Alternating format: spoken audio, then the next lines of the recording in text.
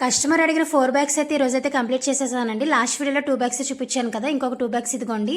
ఈ కలర్ అయితే సెలెక్ట్ చేసుకున్నారు. నేను వైట్ పెద్ద బ్యాగ్ చూపించాను కదా! దాంట్లో ఇది మీడియం సైజ్ అనమాట. ఈ 2 hand bags medium size and hand పర్సులు 2 సేమ్ అండి.